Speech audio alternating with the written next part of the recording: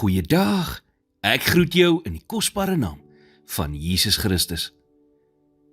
Nadat Jesus sy disippels se voete gewas het, in Johannes 13, het hy vir hulle gesê in vers 14 en 15, As ek dan, die Here en die Meester, julle voete gewas het, is julle ook verplig om mekaar se voete te was.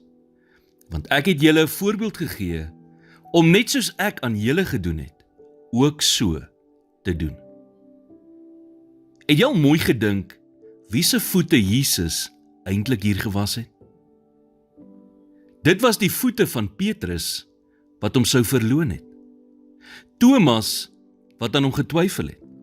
Judas, wat hom sou verraai het, en al die ander, wat hom sou verlaat het. Met ander woorde, wat Jesus eintlik vir ons hier gewys het, is toon dieselfde genade as wat aan jou betoon is.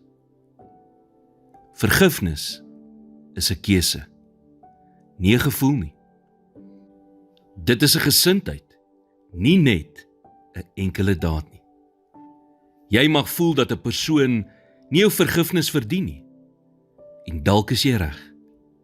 Maar vra jouself af, verdien ek God se vergifnis?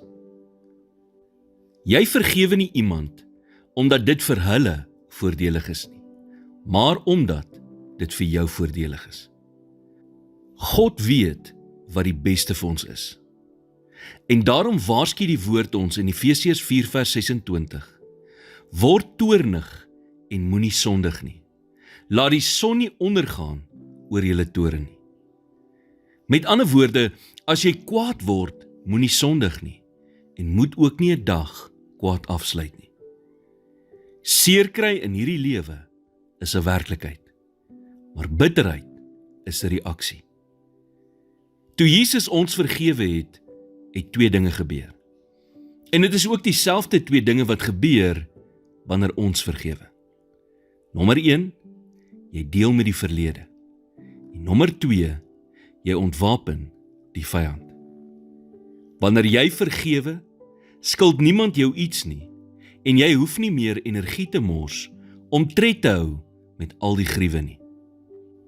Jy neem dan die instrument weg wat Satan gebruik om verdeling te bring en om te vernietig. Petrus sê in 2 Petrus 3 vers 18, Maar julle moet toeneem in die genade en kennis van ons Here en Saligmaker, Jesus Christus. Hoe groei jy in genade? Deur dit te gee aan die wat deel is van jou lewe in elke situasie wat jy jouself in bevind. Here, dankie vir u vergifnis. Gee my asseblief 'n genadige en liefdevolle hart, sodat ek in die wêreld kan ingaan en die kan vergewe wat die krag van u vergifnis moet ervaar. In Jesus naam bid ek dit. Amen.